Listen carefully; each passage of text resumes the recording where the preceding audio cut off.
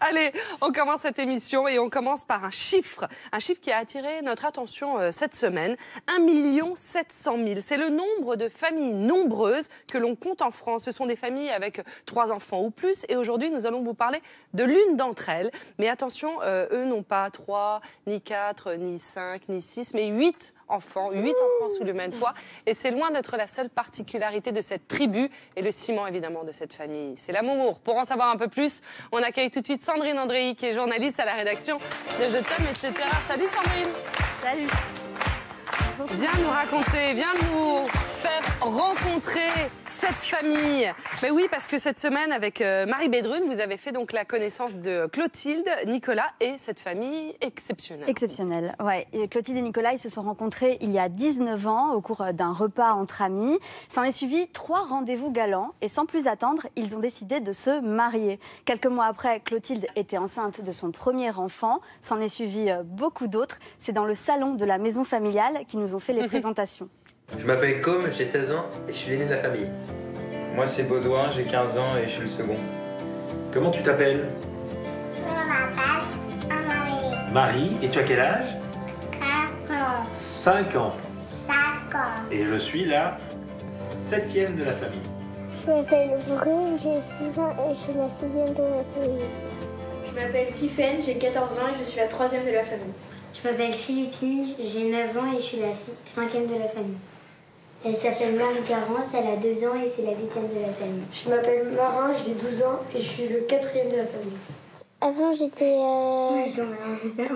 l'avant-dernière de ma famille et là, maintenant, je suis l'avant-dernière. Du coup, ça fait un peu bizarre que ça change. Nous, quand on a eu notre premier, on ne savait pas aujourd'hui qu'on en serait là. Et quand on a eu Marie, on ne pensait pas du tout qu'on aurait Marie Garance derrière. Super, ça c'est pour les présentations. Ah là là. Marie et Marie Garance, c'est les 2 petites dernières de la fratrie. Marie est atteinte de trisomie 21. Marie Garance est polyhandicapée. Et ces 2 petites filles, elles ont été adoptées par Clotilde et Nicolas. Marie, elle avait passé 7 mois en pouponnière avant de rejoindre la famille. Marie Garance les a rejoints quand elle avait un peu plus d'1 an. C'était un vrai choix d'adopter ces enfants handicapés. Oui, c'est une décision qu'ils ont prise tous les 2. Non pas qu'ils ne pouvaient plus avoir d'enfants biologiques, mais parce qu'ils m'ont raconté qu'ils voulaient offrir leur amour à des enfants qui en avaient particulièrement besoin. Leur foi n'y est pas pour rien non plus. Ils sont catholiques et quand je les interroge sur ce choix étonnant, ils se défendent d'être des parents particulièrement courageux.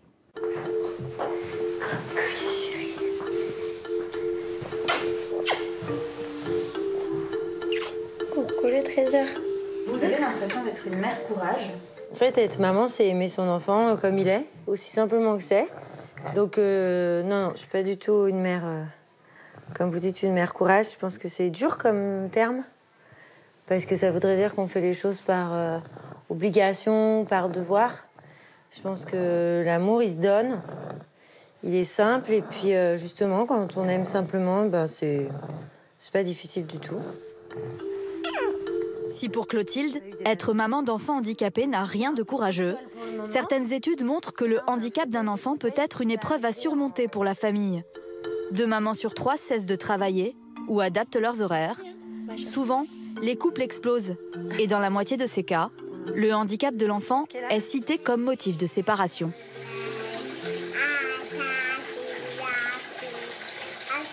Alors, tu vas nous chanter une petite chanson? Oui. Vas-y. En fait, il y a quand même une différence fondamentale entre ce que nous vivons, nous, et ce que peuvent vivre ces couples-là. C'est que nous, c'est un choix.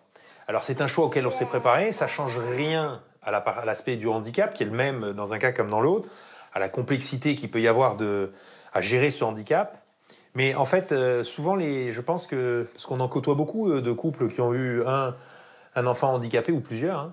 En fait, je pense que chez eux, ils développent, pour certains, une forme de culpabilité, ou alors il y a le côté « mais pourquoi moi, alors que... » Enfin, en gros, je ne méritais pas ça. C'est en fait la culture de l'enfant parfait, je voudrais qu'il n'y ait aucun problème, je voudrais que tout aille bien. Et en fait, c'est pas du tout la vie, c'est-à-dire que la vie, c'est exactement l'inverse de ça.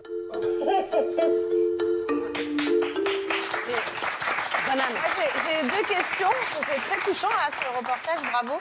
La première, c'est que Clotilde, elle a un discours très mature, mais pourtant elle a l'air très jeune. Donc quel âge a-t-elle? Elle a 39 ans, Clotilde. 39 ans. Et elle le dit, elle n'a pas perdu de temps dans sa vie. Elle s'est mariée à 21 ans alors qu'elle était encore à l'université. Et à 27 ans, elle avait déjà 4 enfants. Et est-ce que Clotilde et Nicolas sont issus de familles nombreuses? Alors, Nicolas, lui, il a grandi avec un frère et une sœur. Clotilde, elle a grandi avec 6 sœurs et 2 frères. Donc, on peut dire que oui, ils ont grandi quand même dans des familles plutôt nombreuses, ce qui a pu leur donner envie d'avoir plusieurs enfants. Ils me disent aussi que leur situation financière est un plus pour pouvoir s'occuper sereinement de tous ces enfants, même si ce n'est pas déterminant. Clotilde, elle a arrêté de travailler. Nicolas, il a un bon poste avec un bon salaire, donc ça leur facilite les choses. Alexandre? J'ai une question un peu technique, justement. Comment ils font pour... J'ai une technique pour faire des gosses. Ouais, j'ai une technique infaillible. Pour faire des bébés. J'ai une question. Comment ils font pour se transporter toute cette petite famille? Pour se déplacer, oui. Eh bien, ils ont investi dans un minibus, il n'y a pas si longtemps. Alors, c'est vrai que 8 enfants, c'est une organisation au quotidien. C'est 3 lessives par jour, 3 services par repas, plusieurs chariots de course par semaine. En fait, ils arrivent quand même, Clotilde et Nicolas, à se garder du temps pour eux. Quand les plus grands des enfants ne sont pas à l'école, ils s'occupent et jouent avec les plus petits. Et puis, ils ont instauré un rituel. Tous les 2 mois, ils partent en week-end, rien que tous les 2. Et toutes les semaines, ils se réservent une session sport. Alors, t'as bien couru? Ouais, bah t'as vu, je t'ai battu. Je pense pas qu'on a moins de temps pour nous tous les 2 depuis qu'on a les enfants, parce qu'on s'organise mieux aussi. Et ensuite, ce qui est important, c'est aussi dans ces moments-là de voir que notre couple vit aussi sans les enfants. Parce qu'il ne faut pas vivre à travers les enfants, sinon c'est se perdre en fait. C'est sûr que la maison va se vider au fur et à mesure de l'âge de nos enfants. Ils vont partir pour leurs études et puis après probablement pour fonder un foyer. Donc on s'y est préparé et c'est pour ça que c'est important de garder ces moments de couple dès aujourd'hui parce que demain on sera ensemble avec beaucoup moins d'enfants. Et si c'est à ce moment-là qu'il faut tout reconstruire parce qu'on a été habitué à vivre comme des zombies au travers nos enfants, ben, il ne restera plus grand-chose. Dans leur bouche, tout simple. Oui, c'est vrai, tout paraît simple, ils se montrent vraiment ultra positifs. Alors je leur ai demandé si avec près de 19 ans de mariage, 8 enfants, 2 adoptions et les problèmes de santé des 2 petites dernières, ils avaient déjà songé à la séparation. Écoutez leur réponse. C'est un mot tabou. Jamais. Tabou? Tabou, absolument. C'est-à-dire qu'on n'a jamais envisagé une fois... pas de se séparer, même de s'éloigner ou de... On a vibré ensemble pour ses enfants, on a pleuré ensemble quand on est arrivé à la pouponnière ou à chaque naissance. C'est vraiment quelque chose qu'on portait l'un et l'autre au fond de notre cœur, donc ça n'a fait que renforcer notre amour. On apprend aussi à beaucoup se dire merci, parce que dans le verbe « je t'aime », en fait, c'est très large. Il y a aussi l'admiration qu'on a l'un pour l'autre et la capacité à se dire merci, parce qu'on est souvent là pour dire les choses qui ne vont pas. Souvent, quand on voit des couples qui se déchirent, on voit surtout la panoplie de choses qu'on se reproche. Et je trouve que c'est dommage de ne pas poser des merci au moment où il est important de les dire. Souvent, j'explique à Nicolas que réellement, il est la source de mon bonheur. Et ils sont tellement heureux. Mais c'est génial. Ils sont tellement heureux, en tout cas ils se disent tellement heureux qu'ils ne s'interdisent pas d'avoir prochainement, dans les années à venir, d'autres enfants. Waouh. Et Clotilde, elle a voulu parler de ce bonheur qui la comble, donc elle a écrit 2 livres que voici, où elle raconte leur parcours pour adopter la petite Marie, qui est trisomique, et comment elle a été accueillie dans cette grande famille. On vous mettra évidemment les références sur le site et le Facebook de l'émission. Caroline, comment on explique que certains couples ont ce besoin viscéral presque d'avoir une famille nombreuse? Parce qu'il manque toujours un enfant. On a toujours l'impression qu'il en manque un, voilà, qui est l'enfant idéal, celui qu'on n'a pas eu, celui de toutes les attentes, de tous les rêves. Et on a beau en avoir et en faire, on est toujours en manque de cet enfant-là. Maintenant, il faut voir aussi que c'est magnifique, c'est assez incroyable de faire tous ces enfants. Pour eux, c'est extrêmement gratifiant. C'est une mission qu'ils se sont donnée. C'est une mission que se donnent la plupart des parents aussi de familles nombreuses. C'est vrai que ça peut... on peut comprendre les sacrifices qu'on doit faire parce que l'économie psychique, elle fonctionne un peu à l'égal de l'économie marchande. Il y a toujours un système de compensation. Et les joies qu'on en retire sont autrement plus importantes que les sacrifices qu'on doit faire pour ça. Bon, mais quand même, 18 ans, hein, Et puis ça donne un sens à Je leur ne veux vie. pas assombrir tout ça. 18 ans de mariage, 8 enfants. Clotilde et Nicolas, je vous remercie d'ailleurs infiniment de nous avoir ouvert votre porte et de nous avoir confié votre histoire. Mais c'est vrai que vous nous laissez rêveurs, quelque part. On s'est tous dit, mais comment ils font Ils ont l'air Caroline d'être en harmonie. Comment ils totale. font C'est tout simplement aussi, c'est ce mythe qui les fonde tous les deux. C'est-à-dire le mythe, on va avoir beaucoup d'enfants et puis d'y souscrire et de donner corps à leurs rêves.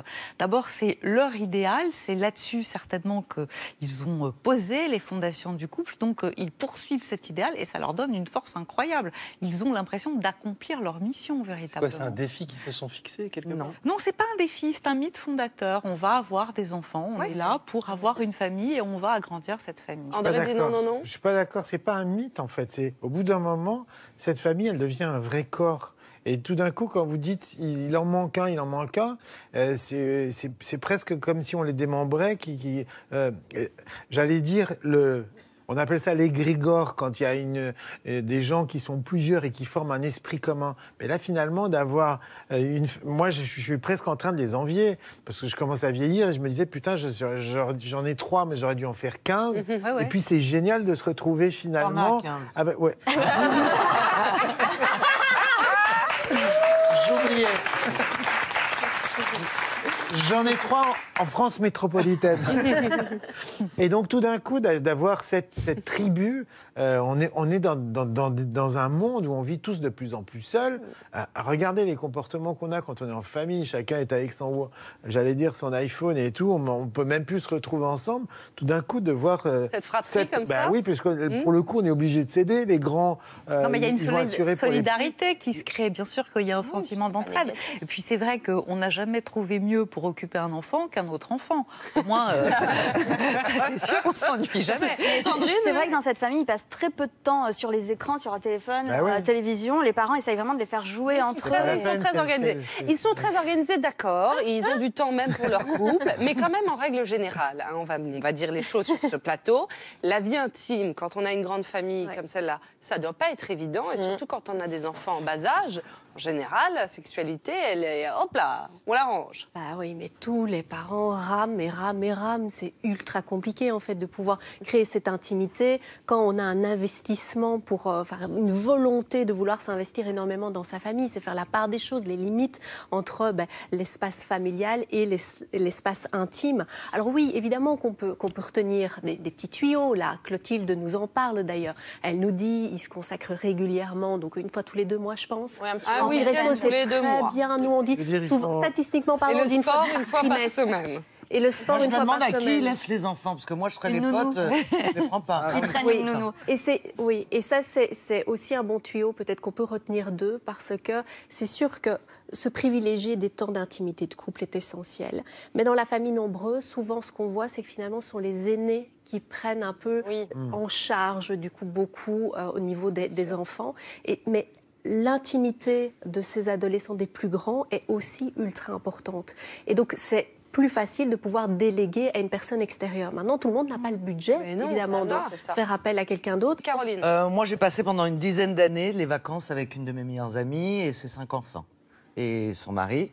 Et la première fois que je suis partie avec eux, j'ai eu un choc émotionnel parce que la meuf se levait à 8h du mat. D'accord ? À partir de 8h du mat, elle ne reposait plus ses pieds ou ses fesses quelque part. Et c'était non-stop. Déjà, moi, elle m'a fatiguée rien qu'à la regarder. Tout était nickel.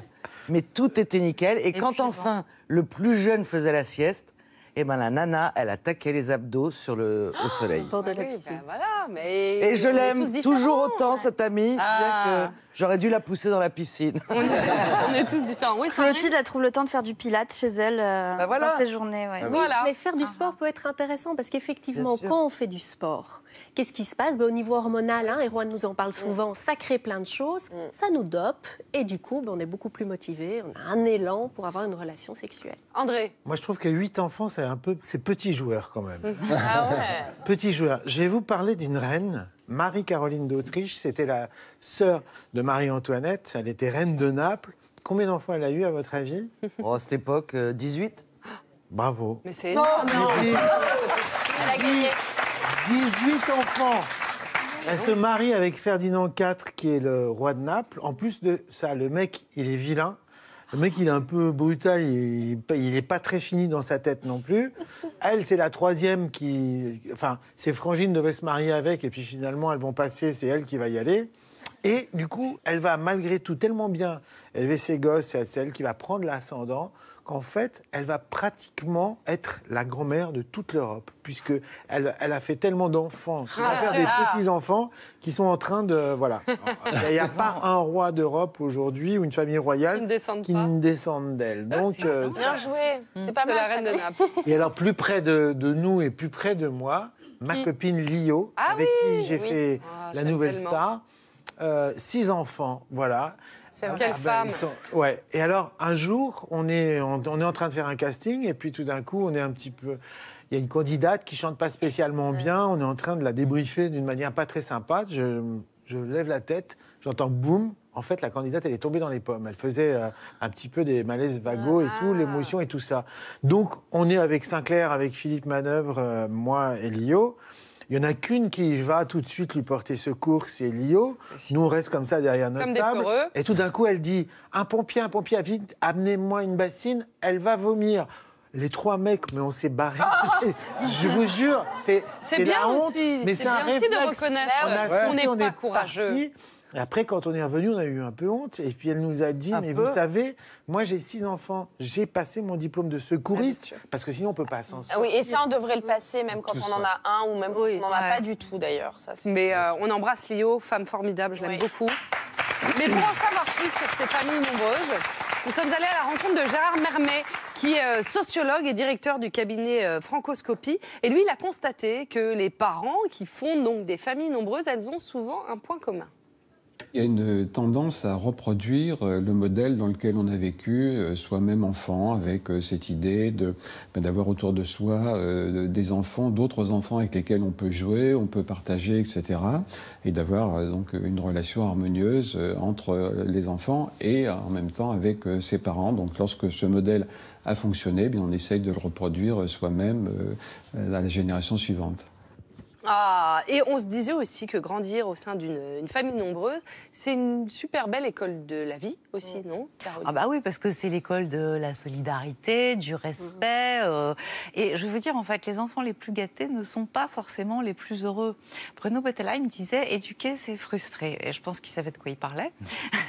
Mais quand on est obligé de partager, la famille, c'est une micro-société qui apprend la vie de groupe et aussi l'altérité. Bon. Merci Caroline, et surtout, je voudrais dire un grand merci à Clotilde, Nicolas et leurs 8 enfants. On leur souhaite beaucoup de bonheur. Merci d'avoir ouvert la porte pour l'émission Je t'aime, etc. Merci beaucoup Sandrine de nous avoir raconté.